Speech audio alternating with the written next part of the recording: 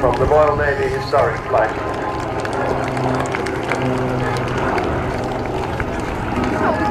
And there is the Canadian break, and that's the end of the display of the Hawker Sea Fury 520. 50,000 tons of smoke at the back. Here it is on the left.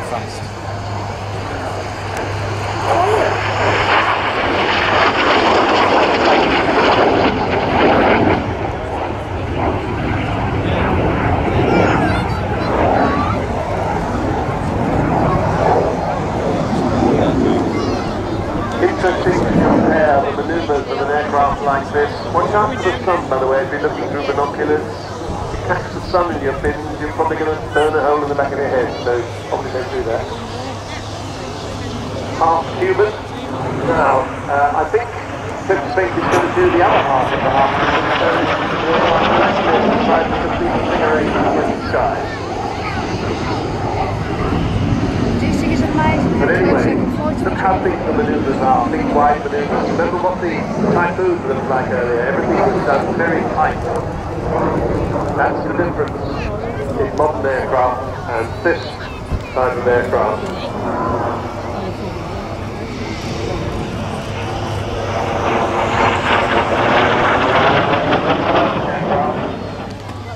It was originally a straight wing aircraft, but as you can see, turned into a swept wing. Cliff coming in for a barrel roll now.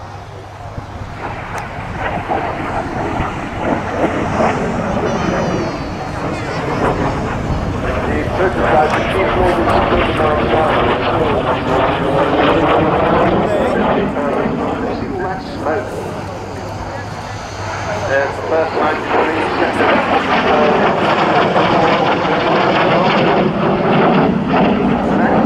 that smoke looks bad. You really ought to have seen the B-47 Stratojet bomber, which had 6 of the biggest GE engines. But by contrast, interestingly, the same as big adversary in the Korean War, the MiG-15, didn't have a well, it didn't have an American engine, it had a very close copy of the Rolls-Royce Neve, which our clever government had let the Russians have, and that didn't make any smoke at all.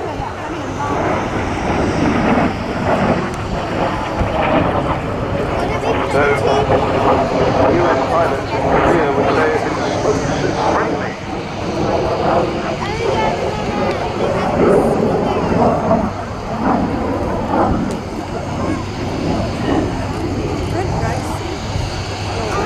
Hundreds of Sabres were ordered, went on to achieve much success in the war. E and F models got marked superiority over the Russian MiG-15s. Here is Cliff coming in towards us with all that plume of smoke. Sort of a bleak 360 turn, a kind of loop canted on its side. Interesting man, Cliff Spink. He's an air marshal till 2003. He'd flown all of the Royal Air Force's recent jets up to the Tornado F3. Nat, Hunter, Lightning, Phantom, he's the Boston 74 Tiger Squadron. Flew on some of the RAF's most famous squadrons, Treble 1, 56, 74.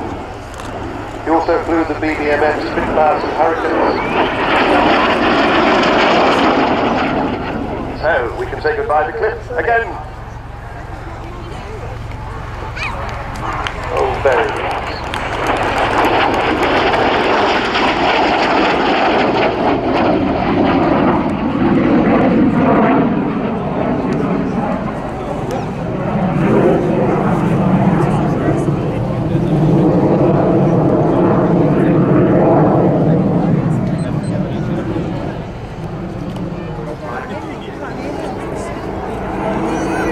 Here they are, the Royal Air Force Battle Memorial Flight.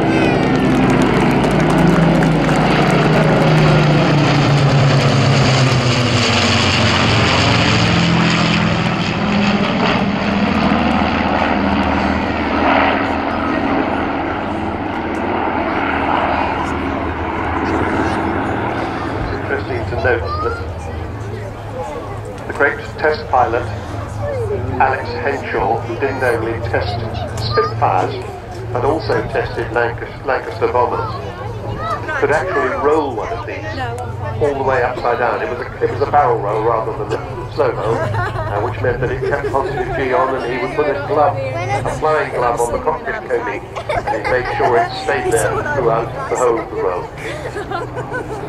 So here they are, the Lancaster, Spitfire, and the Hurricane.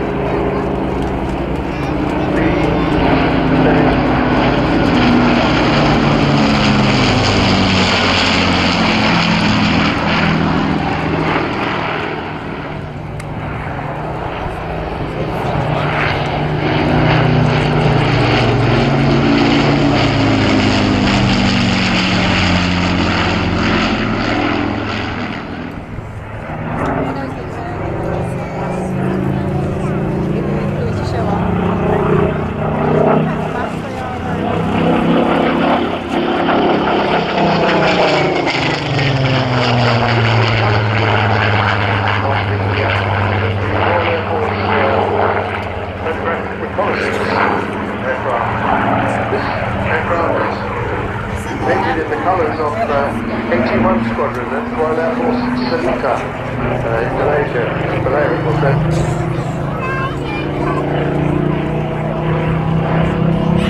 And the aircraft represents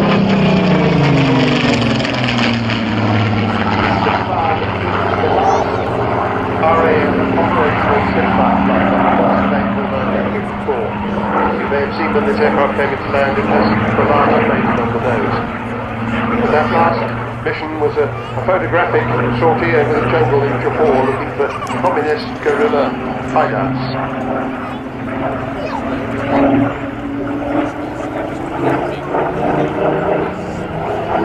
And the man flying this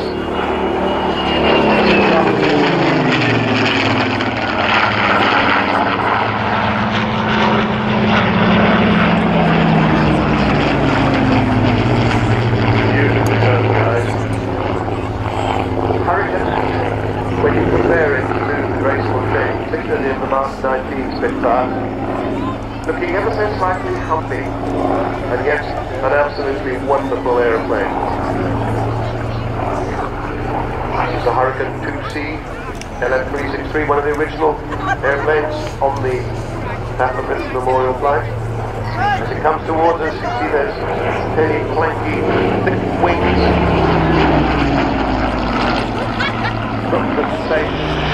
Note those KA markers and those arms on the front of the aircraft. The nose art is called Humber Mark III.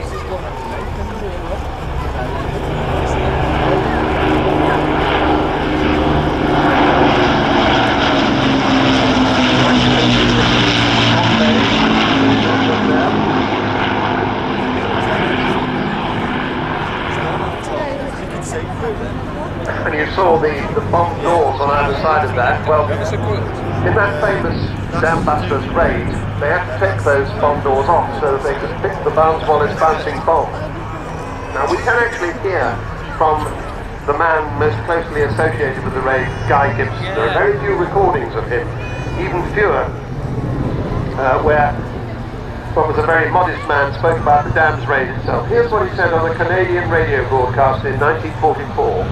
The time when you live in this here, normally you don't know when you're going to die.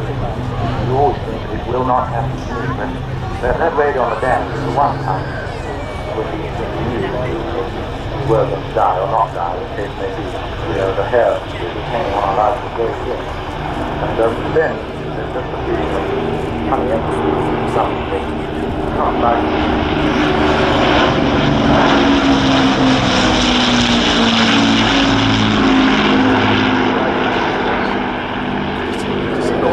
very rare it about speed. But at least now we have a Bomber Command Memorial in London. How wonderful it is. HM the Queen said those who died gave their tomorrow so that we could enjoy our today.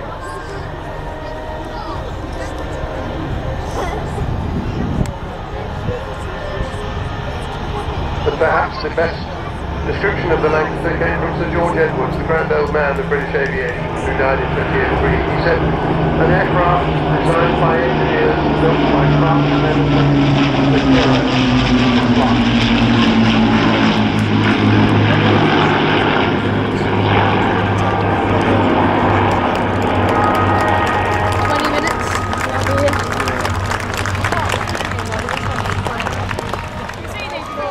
Here they are, the Royal Air Force Aerobatic Team for 2013 is the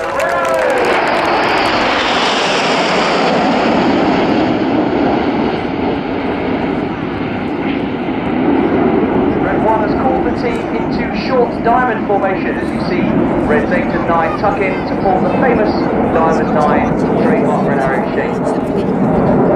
Red 1 is squadron leader Jim Turner, and it's his second year leading the team. He was a wingman with the Red Arrows from 2005 to 2007 and led the Synchro pair. He's a former Jaguar weapons instructor and Jaguar display pilot. And more recently, he was working with the Royal Saudi Air Force's equivalent to the Red Arrows, where he was their official advisor.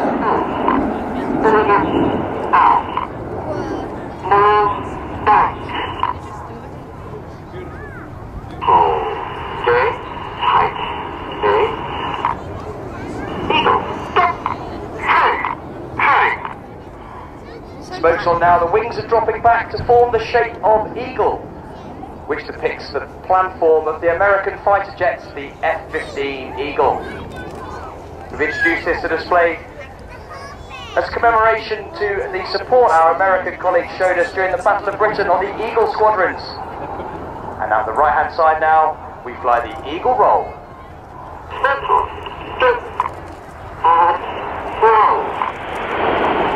Now boys and girls, as they come canopy on, the pilots can see you waving, so get your arms up, lots and lots of waving.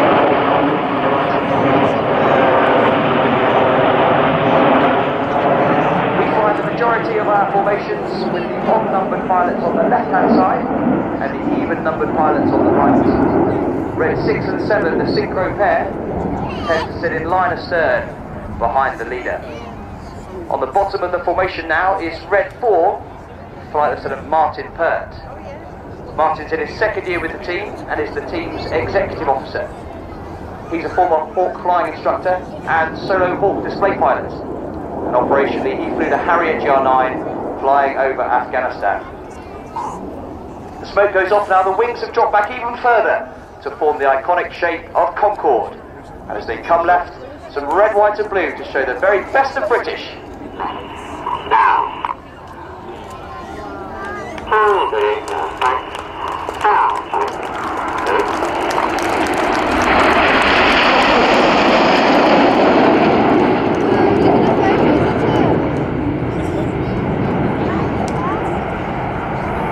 This year is the 70th anniversary of Operation Chastise, the famous Dam Busters raid carried out by 617 Squadron on the night of the 16th of May 1943. Those brave men of 617 Squadron flew their 19 Lancaster bombers deep into enemy territory to carry out the raid. 617 Squadron still operate today, flying the Tornado GR4 from RAF Cosford. The smoke goes off now in commemoration of the 70th anniversary of the Dam Busters. This is Lancaster.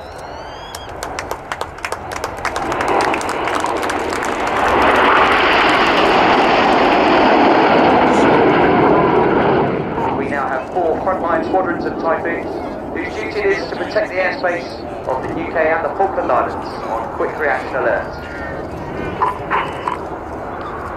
In from the left now, they pull up for the Typhoon.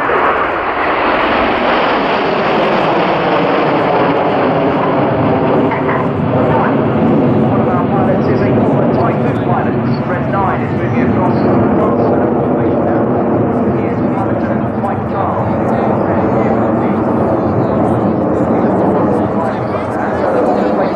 And we're operationally on 3 squadrons flying the Typhoon. Jets slowed down to about 150 miles an hour now, as they now accelerate to the bottom of this loop in a shape called Signet.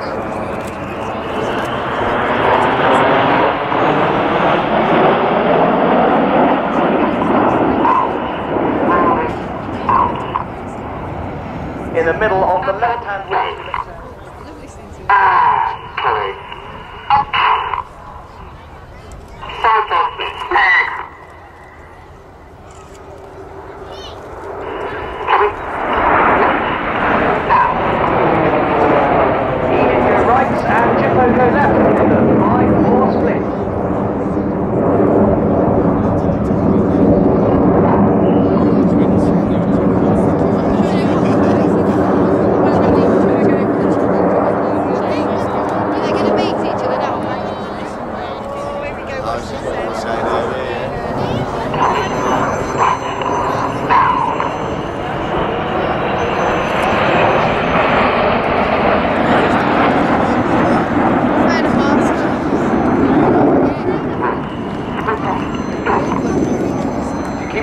Now they're about to form a shape called Leader's Benefit, which the observant amongst you is the wing of the Lancaster we flew over. So I'll talk a little bit more about 617 Squadron now.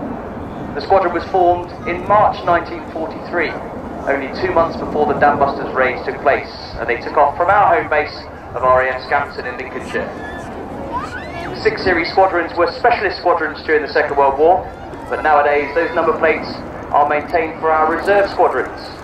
The RAF Reserves are very used to supplement the previous RAF.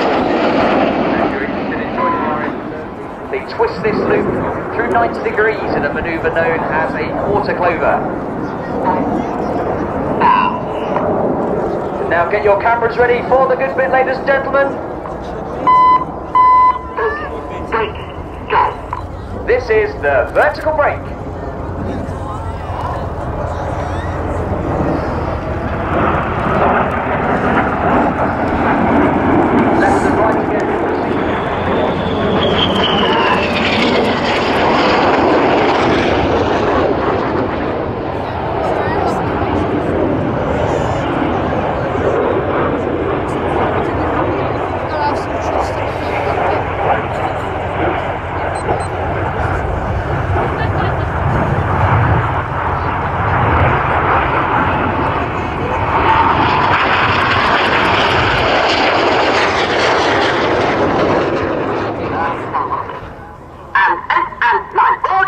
Reds 8 and 9 roll around Reds 6 and 7, who complete their own rolls in their GPO break.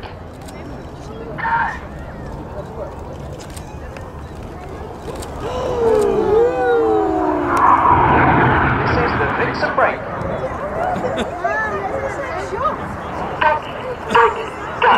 We are the Royal Air Force aerobatic team, the Red Arrows.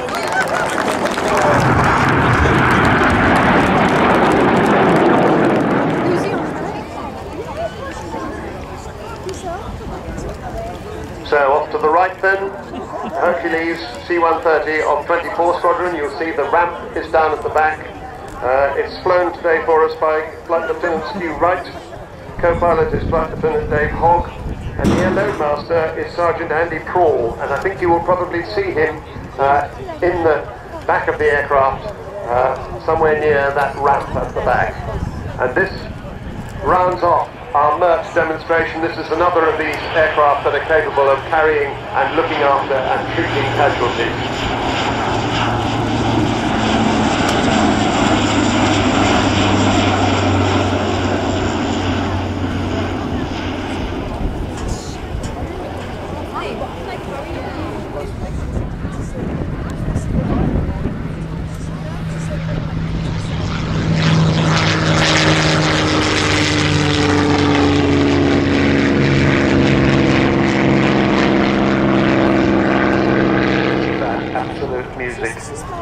The lovely growl of the Merlin engine as the throttles come back and the maximum power just drains off a little, the nose of the engine drops. So, the prototype RAF serial K5054 flew from Eastleigh Airport, Southampton on the 5th of March 1936, powered by the new Rolls-Royce. In 1936, the prototype appeared at a Hendon Air display, and the Air Ministry ordered 300 of them. Supermarines who made them were not capable of carrying out an order of that size. It took them a while to get going, but eventually a production Mark I was delivered to 19th Squadron Royal Air Force at Duxton in 1938, so the 75th anniversary of Spitfire's delivery to the Royal Air Force. First of all, it had only 4 machine guns, then it had 8 like the Hurricane in its wings.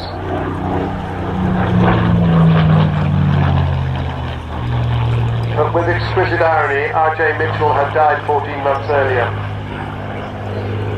in 1937, despite knowing that he had cancer, not having long to live. He had continued working almost up to the end. He was just 42. But of course, the dream lived on.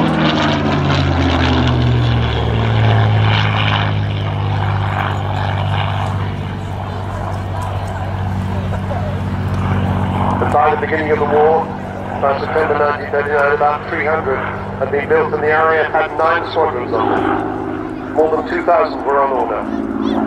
And a new Spitfire factory was opened at Castle Bromwich, northeast Birmingham, not far from here.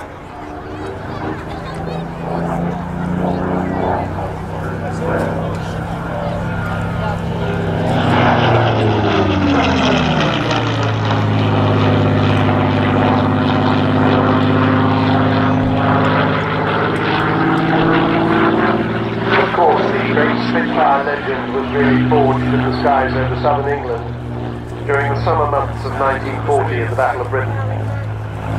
That seminal battle that changed the course of the war and significantly altered the history of the world.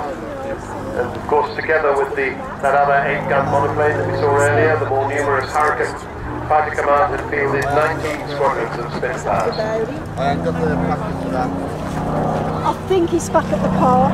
I think.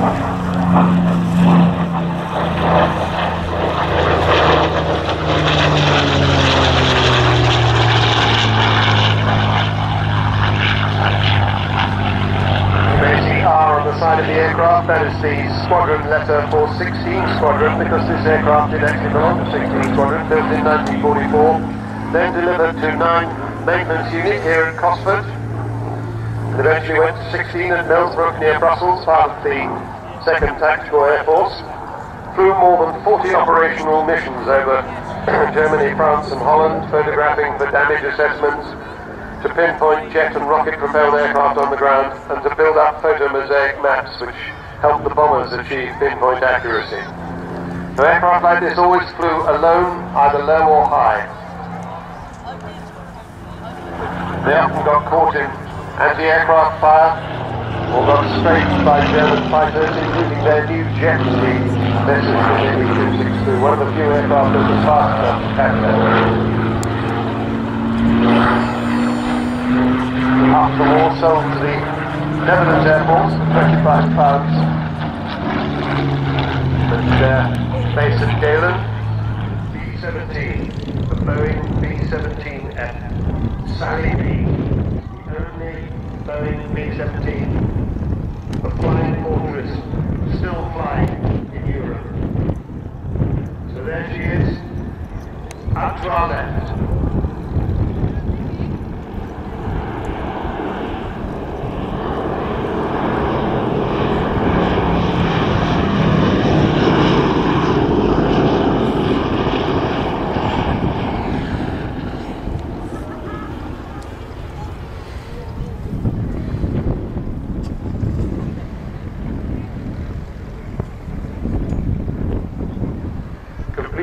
different sound of the American engines. Spitfire with its V12 inline engine. These are 4 Wright Cyclone engines, 9-cylinder radials, 1200 horsepower each of them.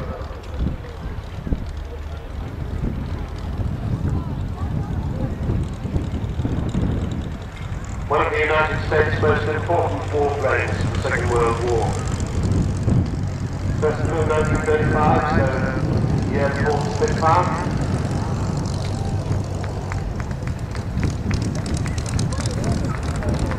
Delivered to the US Army Air Force in 1939.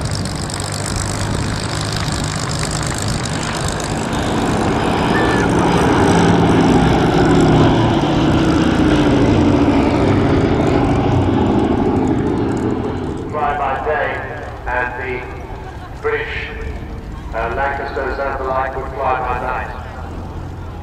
So she had so many armaments to protect her. 13.50 half-inch Browning machine guns. A normal bomb load of about 6,000 pounds, less damage significantly less than what the Lancasters carried. The Lancasters had so much other armament.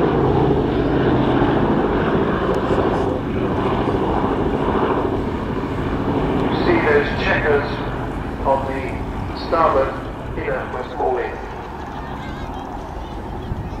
But they went ahead and did it, and Ted White and his vision for buying this aeroplane are commemorated by having his colours, those black and yellow checkers on the starboard inner engine, with a yellow teddy bear for Ted.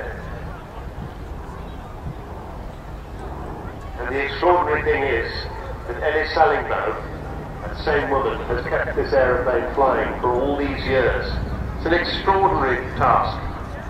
She has to raise all the money herself. And she has done it. There the bomb doors are open. See, significantly less than the size of the Lancaster bomb doors.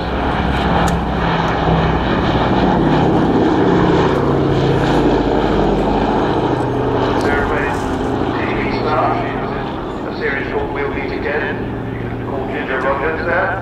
And in 1989 she starred in Memphis Belle, great film. She had her nose turret removed to be reconverted to a B-17F. She was also in Over Here on the BBC and Bomber Crew and the 2007 film Black Book. But she's now back in her Memphis Belle colours. Memphis Belle was the first B-17 to complete 25 missions over Europe.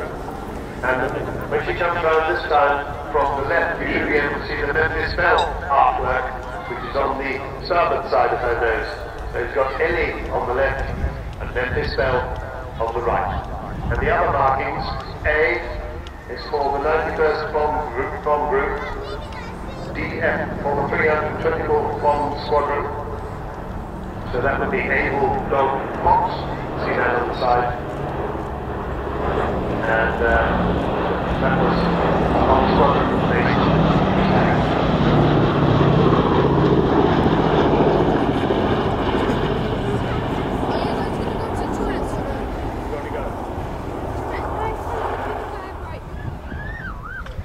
Okay, well now we're going to see an evocation of what it was like when some of these bombers came back from raids when they were damaged. Many B-17s shot up in raids over Germany crawled back to their bases across the skies of occupied Europe. Here's a wartime recording from May 1944, 1 month after the traumatic return of B-17 Bertie Lee, 364th Bomb Squadron based at Chelmsford in England.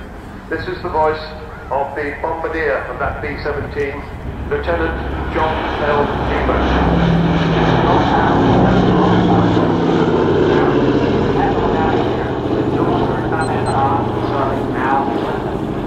I got some maps out of the navigator's compartment, and it's always good to go. The thing I can't forget is the way people in Holland fight